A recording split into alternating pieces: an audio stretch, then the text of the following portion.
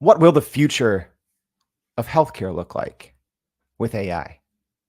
We've talked about it once or twice on the show before, but I think our guest today is going to be shedding some light and giving us insights on not just how AI has been used in the medical field and in healthcare, but also how it will be used. So, whether you're in the health field or not, I think today's episode is a must listen, a must watch if you're joining us live. So thank you if you are joining us live.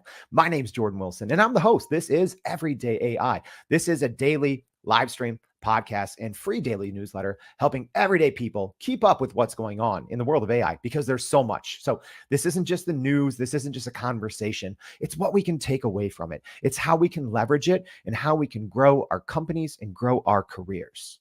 Does that sound good? I literally can't wait to bring on our guest. But before I do, we're going to go over the AI news. And if you're joining us live, let me know what is your one biggest question on AI and healthcare? Get your biggest question in now. I want to make sure to see what your questions are because we're going to get to them. I'm excited for this one. This one has been a while in the making, and actually our first repeat guest. So please help me in welcoming to the show again, Dr. Harvey Castro. He is the author of multiple books on AI and healthcare, a physician, entrepreneur, all around AI enthusiast. Dr. Harvey Castro, thank you for joining the show again.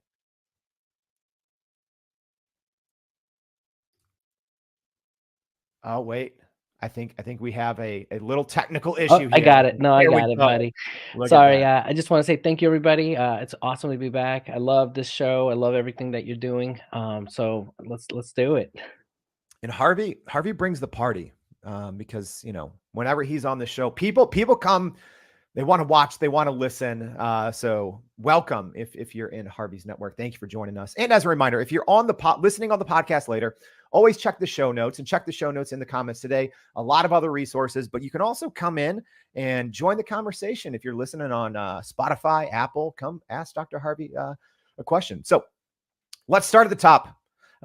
One thing that I want to know, Harvey, just for everyone who's unaware, what are you doing in the healthcare space? Because I feel everywhere I go, everywhere I turn, even a Fox News article this morning talking about, some new AI advancements for paralyzed patients. You're everywhere on the scene when it comes to AI and healthcare. So give everyone a little bit of background on who you are and how you just became this voice of kind of an AI leader in the health space. I appreciate it. Honestly, it starts with this thing called the iPhone. And sorry, I got actually COVID, but I'm not contagious now, so I'm good now. So no one will get it over the air. Trooper, Or still from joining from us. this air right here, rather.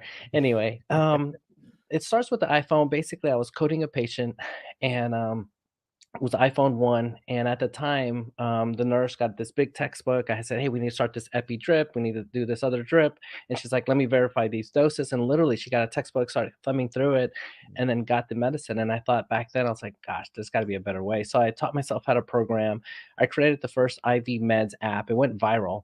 And as a result, I was able to grow a company into 30 different apps. And fast forward, this thing called ChatGPT comes out, and I'm playing with it, and I had this aha moment that I did with the iPhone, and I thought, oh my God, this is going to change healthcare. This is going to help doctors, patients, and my brain just exploded, and I just started writing a book on it.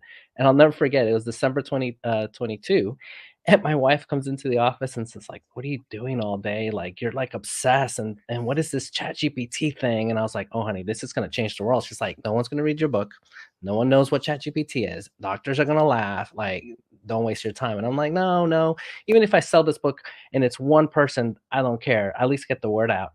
Well, fast forward, all these people have been calling me to do world stage keynote speeches around the world, just different opportunities to just help people. And honestly, it all started in a good place. It just started not as a business, didn't start as anything else other than a public service announcement. And since then, I've been getting calls from Fox News, different news media around the world, asking me to go do quotes for different articles. But my mission hasn't changed. I just want to help doctors and patients. I haven't officially created a company in the sense that I'm like, this is my company. No, it's more like, let me help out. And from it, other opportunities have arisen that I'm actually being able to consult and do other things. But overall, it's just been just such a fun ride. Yeah, it's been great, and I'm even learning so much, new information about AI in the health field. Dr. Castro always keeps me up to speed. If there's new studies or anything. So if you've heard anything on the Everyday AI show before, there's a good chance that Dr. Castro sent it to me. And yeah, even I mentioned this. We'll shoot this out in the newsletter. Don't worry. But Dr. Castro was on a pretty interviewed for a pretty great breakthrough, that was just reported on this morning. But I want to talk about this because we can go read that in the newsletter, right? But I want to take advantage of every minute we have you on the show here, Dr. Castro, because one thing I want to know is in general. Well, actually, let's even start it further back. Let's hit rewind. Where are we at right now in the medical community with AI? Bring us up to speed because I know there's a lot. I know Yeah. AI has been used in healthcare settings for decades, but give us, especially with generative AI, give us the 60-second. Here's where we are right now. Yeah, so the biggest news was early in the year, Microsoft, OpenAI, and Epic. So let's call it a trifecta. Got together, and Epic is an electronic medical records that a lot of hospitals around the world use. And they basically said we're going to use the summaries of OpenAI and plug it into the EMR. And big picture, what I've heard is that they're supposed to roll that out this year. I've seen some minor updates that they're working on the summary part of it, that they're working on other features.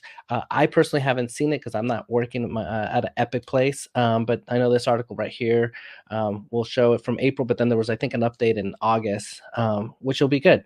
But big picture, my point is this is a huge milestone for us as a society. I think once this comes out, Epic is going to kind of pave the way of how this was used around the FDA, what parts they did. And I think like what's literally an API or this way of connecting with OpenAI and other companies, it's going to help startups create other products in healthcare. And I'm really stoked because once that comes out, I really think the leader is going to be literally leading how others are going to be able to do this. Mm. Yeah, that's so important. One thing as well that I wanted to ask you about, Dr. Castro, is it seems like, and I've said this on the show before. I think that the medical field in general has actually been ahead of the curve.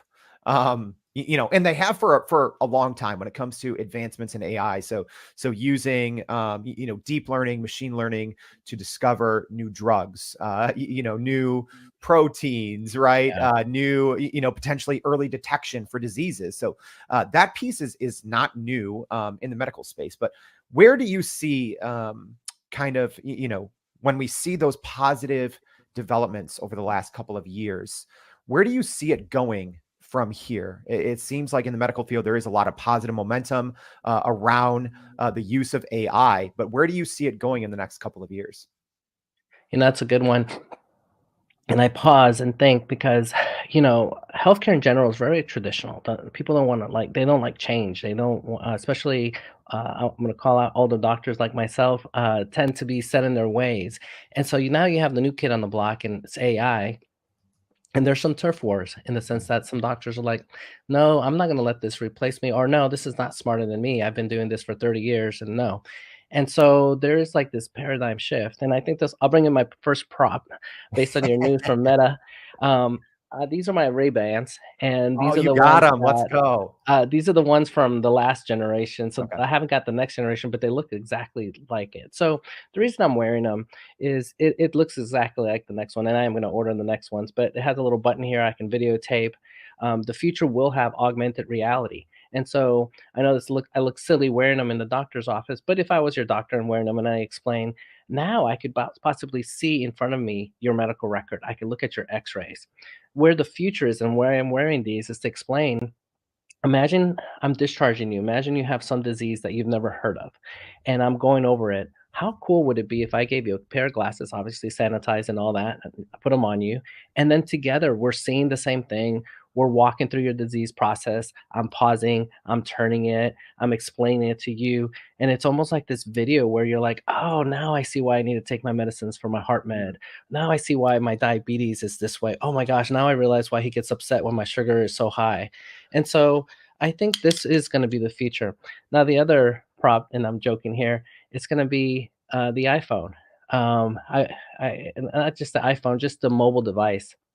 I have it set up where I have OpenAI in the background already listening to our conversation. So these are the kind of things, I could, if we had a question, I could ask ChatGPT, and I won't do it on live, but I was gonna.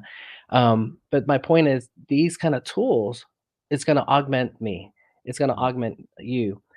Imagine in a world you're my patient in the future. Imagine we're two different languages or cultures. Imagine I grew up in New York and the East Coast, and I may use an East Coast example. You may have grown up in a different part of the States or another part of the world. How cool if I could speak an example, it could convert it and use AI and put it into your language, your culture. Even it may not be the same example, but it parallels the example to your culture. And now I'm really communicating. Now I'm giving you better healthcare. So the future, I think, is going to be using AI. The other cool example that I talk about in the future is going to be it's my favorite case. In England, this hospital has discharge instructions. And imagine talking to a 5-year-old and how much time you get with a 5-year-old. It's hard to get across them. Imagine if they had a disease and you had to explain the disease. I won't go into the details, but basically, they took the discharge instructions, fed it into ChatGPT, and said, talk to me as if you were a 5-year-old. But then they used Midjourney to create a coloring book for all the big concepts and put it together and said, here you go, child. Mm. And now the doctor, the parents can sit with the child. And so I thought this was just an amazing way. So I think the future will be multimodality, things like our phone, our glasses, and I think that's going to change healthcare, and it just blows my mind of all the possibilities. And then I was watching the keynote speech yesterday for Meta, and all I could think of is all these different medical applications just using these. Mm. As an aside, next month I'm going to be with a company from that works with NASA, and they've asked me to see if I can help, just give some suggestions on the Mars mission and how we can use AI in Mars. And so I'm just honored to be able to like just contribute to such a big mission. This is just kind of cool for me. Oh, wow. That's amazing. Hey, if you're joining us live, let me just recap everything that's going on, right? So Dr. Harvey Castro is joining us, wrote the book on Chat GPT and healthcare. And not only that, now he's gonna, be consulting on how we can use AI to get to Mars, right? Amazing, amazing, right? So we have a lot of great questions, but I want to first, because Dr. Castro's he's not new to this show. He's always contributing in the comments, connecting with people, putting out great information. But I'm going to kind of put you on the hot seat here because I know you have hot takes, but I want to ask. So this kind of popped in my head after were giving the story of writing your book on ChatGPT, and your wife is like, will anyone read it? And people are obviously reading it now. So what is maybe one other thing that specifically in the AI space that right now that you're seeing, that you're saying, hey, I have an extensive background here in AI and healthcare. I see this happening. And maybe some of your colleagues are like, I don't know about that, Dr. Castro. That doesn't seem like it's something that's going to happen. Maybe what is that one thing that you're really advocating, or maybe not even advocating for, but you're seeing this happen, that everyone else in the medical community that is maybe not as in touch with AI is like, are you sure about this? I got it for you. This is again imagination, but I really think this is going to happen. So let me give a little backstory. So literally PPP here. I'm going to do it, but in medicine and talking to you. Um, so imagine a world where the average nurse, and this is true, the average age is 54. So if your average age of your nurse is 54, and 20% of those nurses in the United States are 65 and up, then imagine if we kept that rate the same, then in 10 years, the average nurse would be 64, with Mm. 20% of that being 74. And so we have a huge problem. And imagine more and more patients like COVID and other things where it's putting a stress on our system to the point where we're going to have to either lower our standard and accept more people into nursing, or nurses are so burnt out that it's going to make the problem worse because they're like, this is too much work. I'm out. And now we're really hurting as a nation for healthcare. my idea that I don't think has caught on, that people are like, that's not going to happen, is the following. I put things together. I love playing chess. So, number one, we got OpenAI coming out with its robots at the end of the year. Number two, ChatGPT 4, they're really pushing this multimodality, and ChatGPT 5 will be here by June of next year, in my opinion, with video. Fast forward, I'm saying to doctors, imagine putting ChatGPT 4 and 5 in the eyes of the robot. Mm. Now that robot can be a nurse assistant, can bring vitals, can read vitals, can, with the vision of this camera, can tell what the hemoglobin A1C is, what the blood pressure of the patient is, heart rate. And now imagine it becoming a virtual assistant where I walk in with the robot and I'm having a conversation. And by the time I'm done, the robot's either summarizing, giving, looking up all your medical records, throwing your images up in the air to show you. I mean, it's just going to change healthcare. And I don't really think healthcare people are ready for this because they're like, oh, that's going to replace me. But I really think this is coming. Mm. Why? That's wild. It's wild, but I see it because I mean, you point out an obvious fact, right? If there's an ongoing nursing shortage, right, and if that is only projected to get worse, and there's only and there's going to be fewer nurses in 10 years. I actually now that you say it, hey, maybe you're great at opening our eyes. Like I have the Meta Ray-Bans on now, seeing the AI future, but it seems to make perfect sense. And especially here, I'll even share a personal little personal story on this. So many times I feel, especially if I'm seeing a new specialist, a new physician, whatever. So many times I feel they just go to Google something, or like they're on their computers and they go, refer to WebMD, right? So I think a lot of people are going to hear that hot take there, Dr. Castro, and they're going to be skeptical, and they're going to be like, no, not a chance. But I don't think it's that far off, right? Like if you can put an encyclopedic knowledge that is constantly updated, it seems that actually, it's maybe not crazy. It's maybe the responsible and ethical thing to do as a first line of defense for people that need more accessible and affordable healthcare. And if there's not enough trained humans on the back end. Yeah. Wow. My brain is pretty shook this early. All right, let's take it in another direction. So on the contrary, so I just put you on the hot seat there. I said, hey, what's one thing that only you believe? Maybe let's look at it in a different lens. What's a common theme that's going on right now in the medical field, in the healthcare community, in regards to AI? And everyone's kind of on this same train, and everyone's traveling down this same lane, and maybe something that you're like, I'm not sure about that. I'm knees deep in this every day. I'm not sure if we're heading in the right direction with our train of thought on this piece in medicine or healthcare and AI. Maybe what's one of those things? Yeah, I think I'm going to pivot a little. I think the big picture is people are so scared and hesitant, and hospital systems are like, we got HIPAA, we got FDA, there's all these things we can't do. And I think in a good way, they're focused on things that are outside the FDA. They're trying to do things that will help with with physician burnout and healthcare burnout. And that's like Epic and creating these summaries. Imagine I'm an ER doc. Imagine you coming to see me and you've had like 8 MRI reports, and you come to me with a big folder saying, here, doc, here's all my stuff. And I'm having to go through all of it. How nice if I could even just feed it into some kind of GPT that's HIPAA compliant, Mm. privacy secure, but then it looks at it, OCRs all of it, and then gives me the summary of all of it. That way I'm not spending, all this time trying to look at all the detail where it's there. That is becoming accepted. Now, the big controversy moving forward is, do I give OpenAI access? How do I secure this information? And I really think the future is going to be in creating kind of like Llama at your hospital. Mm. And that's actually what I'm going to be doing next year, is working on Llama models, working with hospitals and helping them create their own large language model. That way they don't have to worry about privacy and these kind of things. I feel like it's a dichotomy, but I really am excited to see that Llama and Meta and all these people are coming out with all these products, because big picture, it's going to help us and it's going to start adapting. The more people start using AI, the easier the administrators are going to say, okay, let's use this tool. Now it's being adopted. Yeah. And just for those that might not be like me and Harvey and reading the daily large language model news, Llama 2 is a model from Meta, and one of the big benefits is that you can run it locally, right? So you don't have those same type of concerns about private patient information, HIPAA. They're a little alleviated when you can run those models locally, and you're not necessarily uploading or sharing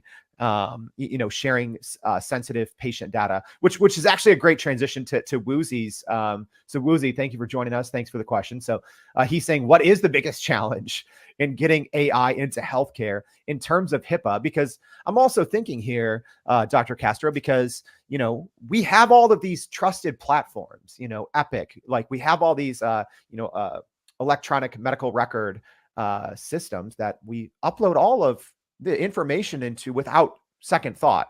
So I guess why, or what are the hurdles still until we have that same mentality with updating it to an OpenAI or a Meta or a Google with their new model? So what's the biggest challenge? The biggest challenge, and I know someone just commented ChatGPT Enterprise can address some of this, and then I'm going to butcher this. It's Azure server will also help. The problem with this is the information. HIPAA is so important that if your name, your address gets literally hacked, the fines can be over $100,000, and there some of these things, depending how you do it, there's actually jail time if you mess this up. And then on top of that, your insurance carrier won't insure you if you make a HIPAA violation. So a lot of companies are very hesitant to do this. Incorrect, obviously. But I think what they're doing is they're picking parts. There's 18 identifiers, meaning if you do one of these things, it's HIPAA. And they're looking at those identifiers and saying, okay, where in the medical history, like discharge instructions, I could do that and not fall into HIPAA because it doesn't have any of these 18 identifiers. And so I think the future will be these kind of things. But again, I think it's going to be scrubbing the data slash having your own large language model at your own hospital system. That way the cloud is within your infrastructure and it never leaves. And I think that is the future. And I think that's smart of Epic to start integrating inside of them, because then now they're trying to create it where it's not really going into a cloud, going back to OpenAI. They're kind of bringing back, they're only using certain functions of ChatGPT, if that makes sense. Hopefully Yeah. that did. All right, I'm gonna put you on the hot seat again here because my mind is opening up to different possibilities. So, like we say, everyone just automatically trusts and will upload anything into Epic because it's been the leader, at least here in the U.S., for I don't know, probably decades. But what's to keep a company like OpenAI or like Google from maybe, I don't know, acquiring an Epic or a company like them, because right now it is the tech companies, and someone out there, if you're listening, you're like, oh, there's no way, Epic is a giant company. Well, in terms of valuation, I don't know if anyone heard this, but OpenAI right now has a valuation of just under 100 billion, which is more than 3 times of the valuation of an Epic. So might we see, and maybe not an Epic, but maybe, kind of a second or third place kind of similar system, might one of these big tech companies acquire one of these health companies? So then instantly they become the future of healthcare? It's funny you say that. It's a I hot look seat at question. No, I love it. Again, I'm gonna put my horrible analogy of chess. I feel like Microsoft is playing their chess game here really smart. They got the secure server. They're getting in bed with Meta. They're doing a good job with OpenAI. They're acquiring different parts of healthcare. And you're right. What's to hold them back from acquiring someone else that takes them that chess piece to another level? Acquiring Epic would make sense. Um, I don't know what they're worth, but I know Microsoft has more cash than they do, and I'm sure they can, there you go, 10 billion, thank you.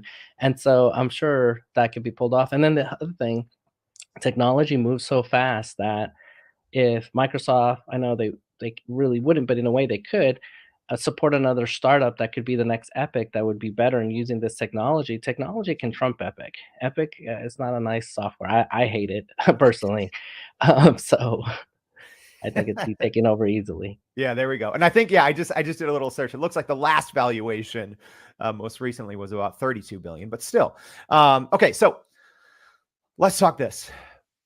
What are you working on? Let's go there, because I always love like people who are very involved with everyday AI, who come on a daily basis, they're contributing.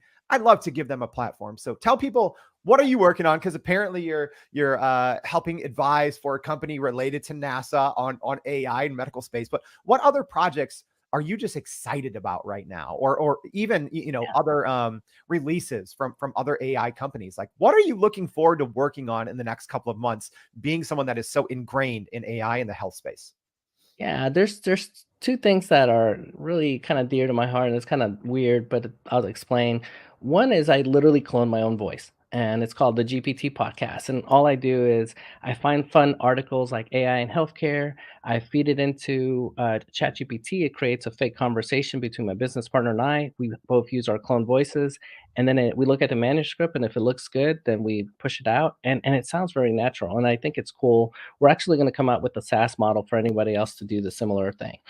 But the part that excites me is being able to take any kind of information and just put it out there and help people. And it's just really cool because, I'm using Midjourney for our pictures. I'm using ChatGPT helping to put these little summaries together. This came out this week.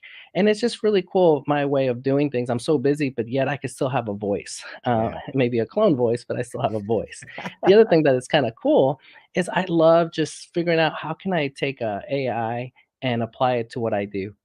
And so I made a decision maker plugin with through ChatGPT, and it's called Decision Maker. And all it is I wanted to help startups and companies with like, okay, I have a marketing problem, or hey, I have a decision to make with my child, or as a doctor, hey, do I give this liver to this person that's drinking every day versus this person that needs a liver that's 18 years old, that kid, and has healthy issues? So there's a lot of ethics involved. So I made this app where you ask the question and it walks you through the answer.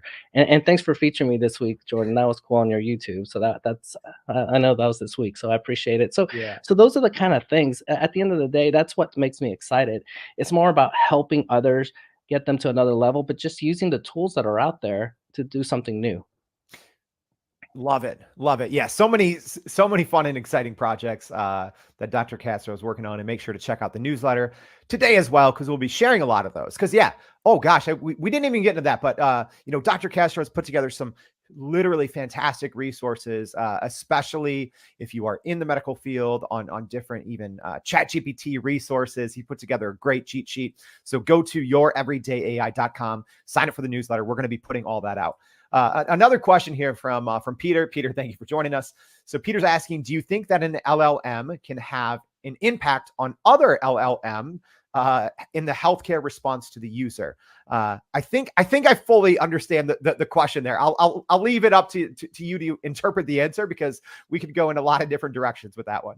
Yeah, I'm kind of confused, but I think it will open the door. Going back to the Meta example, that LLM is going to help it because now I can ask questions in the future of just healthcare question, and it'll be right there. Or fun facts, and so that's one way that one LLM. And then I know that when OpenAI sees what Meta is doing, they're gonna be like, no, no, no. We're going to do the same thing, and we're going to put an API so that if you have glasses, you can just start upgrading it and having those upgraded to do anything. So I'm excited about that. My biggest worry is I don't want patients to do this and not realize there's a hallucination effect. I'm always saying, hey, if you do this, please make sure you check with your doctor or check with the right specialist, because I'm very, very worried that, especially outside the United States, where someone can self-diagnose, walk to the pharmacy and get some drug because they think they have X disease. In reality, they don't. Mm. That's a great transition here.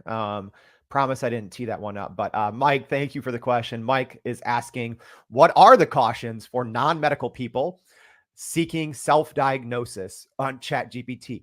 Fantastic question. Yeah. Should people be doing it? What are the cautions? Because everyone's using Google anyways, right?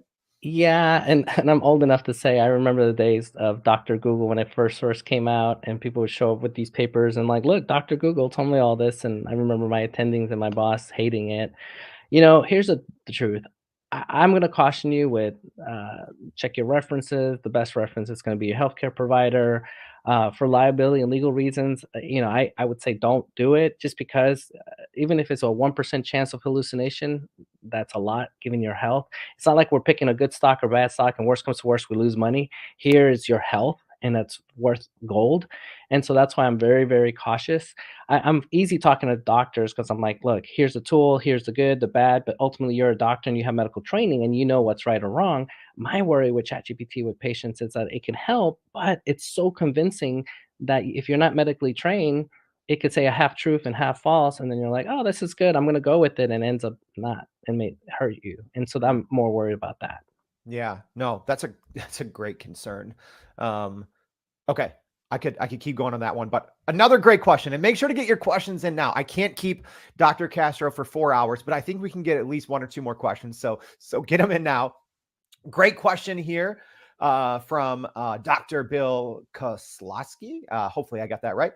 So he's talking about Mark Cuban, his new cost plus drugs program, saying that it's not about selling prescription drugs, but it's actually about selling consumer trust that's built through transparency. So Bill is asking, how can healthcare establish similar trust with AI? Oh, this one I love this question. So here's my answer back. I think the future is going to be we need to have a large language models with food labels. Why not have a little label for ChatGPT saying it was trained on the following data? These are the parameters. Here's the biases in the large language model. Here's why it's good, bad, ugly. Here's why you shouldn't use it in India or Africa. And literally, it's a nice little white paper, but very food label like, very simple to the term. That way, anyone can like open this up and say, "Oh, okay, I see why this one's good, this one's bad. Why I shouldn't do this." And then do it in healthcare. And then the other part to add more trust is we need our own large language model, not ChatGPT. I'm an ER doctor, so we need a ER GPT or we need a healthcare GPT where it's only trained on healthcare data, medical literature, patient information in the sense that it's private information, but it's factual information. Our doctors with their clinical gestalts. I have 20 years of ER experience. So it's someone like me working with ER LLM or ER ChatGPT equivalent and just reinforcing. And then now you would trust it because you're like, okay, this has been vetted by, 20,000 ER doctors. Mm. One thing that I think has changed so much, and even since our last conversation, right? Because we've done this once before, and I'll make sure to link in the newsletter to our previous conversation from a couple of months ago. But one thing that you brought up there, Dr. Castro, is the kind of the personalized GPTs, right? Like GPT. But it does seem like there is such a lean now. Big companies are trying to bring personalized health data to the masses, right? The biggest one I would say is Apple, right? So Apple with some of their new some of their new products, they have patents in to give consumers an actually insane amount of health data that goes straight to their phone from their watch, other devices, right? What do you see being the future with personal data like this? And obviously, OpenAI just announced yesterday they're getting into hardware. We're not sure what, but where do you see the future of healthcare data specifically with technology? Oh, this is huge. Look up digital twins. And basically, imagine I took you and I created a digital twin, and then I can help you. Say I had your genome. Obviously, there's trust and all that, but let's say we get through all that and make sure it's safe. I have you, a digital you, I have your genomic you, and then I can start creating drugs that are specific for you. So imagine a world where maybe I'm having to increase your blood pressure meds. Well, now I know your genetics, I know you, and I forgot to mention this. Now with AI, we can lower the price of drugs by 90% to create that drug. Mm. So if this thing cost 1 billion, now it's 100 million, which is still a lot, but still I can do it. And so imagine I'm starting to create drugs that are special for you, maybe certain diets that are special for you. And so being able to use this large amount of data like a genome, now I can put it all together and create a digital twin. And then I can even start practicing saying, okay, this drug didn't work, this drug. And then when you come to me, I'm like, okay, hey, digitally, this one worked. Let's try this on you. And now, boom, I'm giving you, maybe 1/10 of the dose on your normal medicine because it's so specialized to you. Now, before I forget, I got to show you this real quick. This is my last prop. This is AI Coke generated. You need to check it out, taste it. My wife hates it. My son loves it. And then my other son hates it. So we'll see if you can break the tie. So anyway, I had to show this because Coke made the formula using AI and use the label. I have no ownership in Coke stock or anything like that. I just had to share it just because this is an AI show. This so many. I think you're also the only person to ever bring props, which should be a requirement from now on. This is so fun. It's just like, what is Dr. Castro going to pull from behind the desk that is AI related? So fun. All right. One another question here, a great one from Tom. Thank you for the question, Tom. So he's saying, I'm told we will hit a legal barrier in our attempt to help users explore their health data with GPT. It's a huge missed opportunity since it's, although imperfect, it is quite accurate. So do we need to wait for GPT-5 or 6 before we can offer it to our users? No, I don't think so. I think like that example of the discharge instructions, we could do that.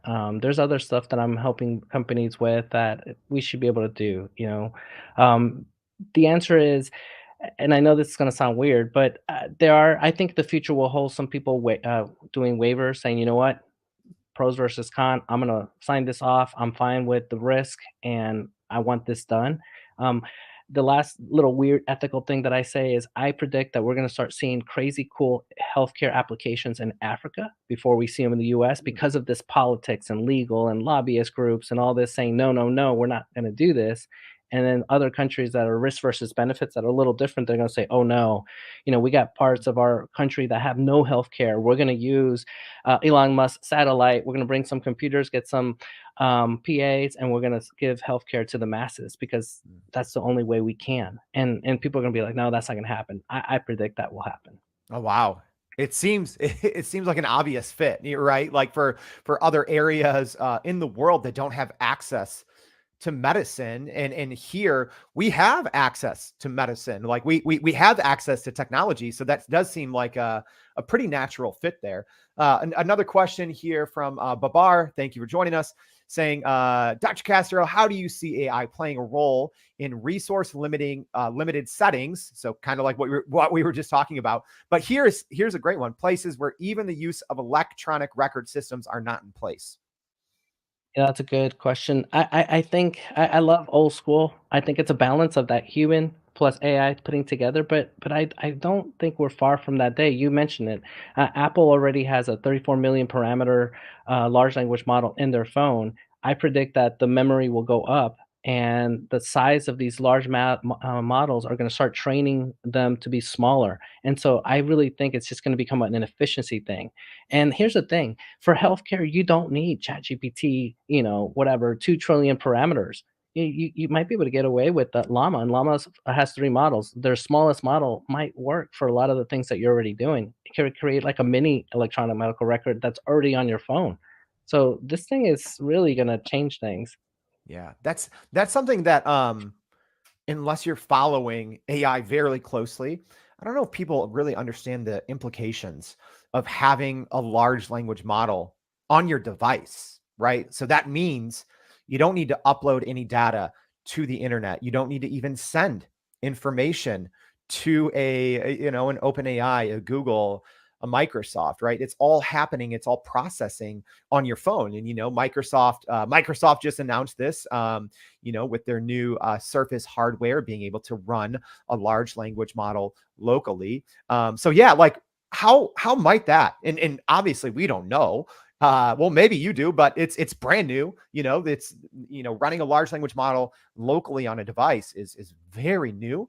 Is that going to be used in the healthcare setting? Is that kind of a temporary quote unquote solution for some of these issues with regarding patient privacy and giving data to companies? Is that going to be a thing?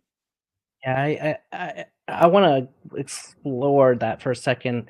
I'm gonna give this idea away. This was something I was gonna do myself, but now I'm like, you know what? If someone's listening, they wanna do it, go for it. I think the future is this with this, what you just said, a clear example. Imagine you were walking and you find someone down and they're passed out, unconscious, their heart just stopped right in front of you, they just went down, and you're not a doctor. What do? You just call 911. Well, guess what? It may take 5 to 15 minutes to get there, and if they don't get any oxygen those first 5 minutes, they're dead.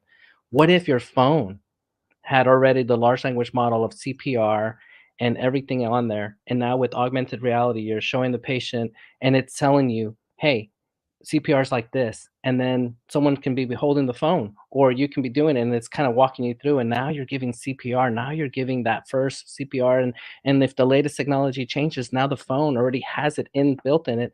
And then for that person that said, "Hey, what if you don't have internet?" That's the point. If it's on here, now it doesn't matter. You could be in the middle of the Grand Canyon with no service, and this thing will tell you what to do. Wow. Yeah. That, that's a deep one too, right? It changes where you can even practice medicine.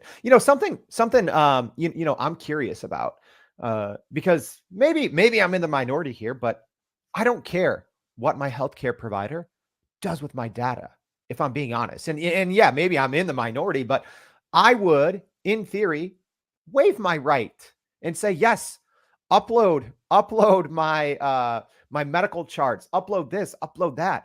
I would do that for better, more accessible, more affordable care because at least here in the US, sometimes to see a specialist, you're talking 2, 3, 4, 5 months, right?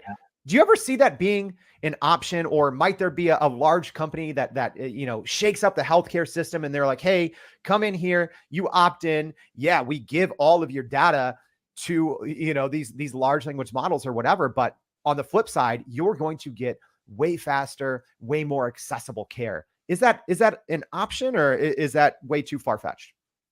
I think the sad thing is risk versus benefits we're getting there, where, it costs so much money. I pay so much money a month to just have healthcare, and I'm sure I'm not the only one. And so again, the risk versus benefits, I would actually pay less and be able to get something like that. I'd be happy to sign my part away. And to give you a real example, people are traveling to other parts of the world to get healthcare. It's not uncommon to someone to say, oh, they went to X country to get this procedure or that country to get that dental procedure because it's just cheaper. And so we need to do something because we shouldn't have our citizens have to leave our country to go Mhm. get healthcare. Yeah, absolutely. And again, I know we have people, tuning in from all over the world, and thank you for sticking with us. I know this is a much longer conversation, so this is going to be my last question, I promise, and then I'll give Dr. Castro the option here. But will that in the future happen? So and especially when we look at accessibility in different countries, and yeah, people from the US specifically have to travel to other countries sometimes just to be able to be seen sooner, and healthcare here is extremely expensive. So do you think, is that a viable option, where whether it happens somewhere here in the US or elsewhere? Because at least here in the US, it seems like there's an opportunity for something like that, because we have very Mhm. expensive, very slow moving healthcare system. Yet we are the only country that essentially has no guardrails when it comes to AI. All other countries, especially in Europe and in other places, they have very tight guardrails on AI. So Yeah. it seems like that should happen at some point. I think so. I think so, and hopefully someone out there is gonna be calling us and say, "Hey, I got an idea. Let's do X because I'm gonna help out whatever it is." At the end of the day, my goal is the patient. If we can help the patient, and all of us, including myself, we're all patients. And so let's do this as a community. One thing that everybody could do is, honestly share this show, because the more people hear it, see it, they're like, "Oh, that's a good idea. We should do X, Y." And it's not about us; it's about others. So let's help others out there. Love that. All right. I took up way too much of your time, Dr. Castro. Thank you everyone for tuning in, for listening, but I want to give you the stage. What is your one piece of advice, your biggest takeaway, whether it's for someone in the medical community or someone who is maybe just a patient and who is eager to learn about the future of AI in healthcare? What is your one piece of advice that you can give to both or either group? Yeah, at the end of the day, I feel like everything's about education. Become a life learner. Take this and say, you know what? I'm just going to learn about AI. It's going to help me or help my family, and just make it a hobby or make it a focus or make it an interest. And if it's AI and healthcare, great. But if it's AI and every other day AI, whatever it is, just do it. The main thing is I'm a doctor, obviously, so my main thing is let's help others. So whatever knowledge you get, just make sure you give it back to others. Mm. The knowledge piece is important, right? Because there's bad information, there's a lot of incomplete information. So yeah, it's important to study and to learn and to keep up. And I thank you for that, Dr. Castro, because you helped us. I think you just gave everyone listening, whether they are working in healthcare or they're just interested as a patient, I think you just give everyone a large chunk of knowledge that they can take forward and improve their daily lives. So again, thank you, Dr. Harvey Castro, for joining the show. I very much appreciate it. All right, cool. And as a reminder, that was a lot. There's so many resources that I talked about. We're going to plug them in the newsletter. So make sure to go to youreverydayai.com, sign up for that newsletter. We're going to have it out in a couple hours. Also, if you're on the podcast, make sure to check the show notes. We're going to leave a link. You can come join the conversation on LinkedIn, leave a question for Dr. Castro. He's always answering questions. He's always networking. He's always bringing people in and sharing knowledge. So make sure you do that. So thank you again for tuning in and hope to see you back for another edition of Everyday AI. Thanks, y'all.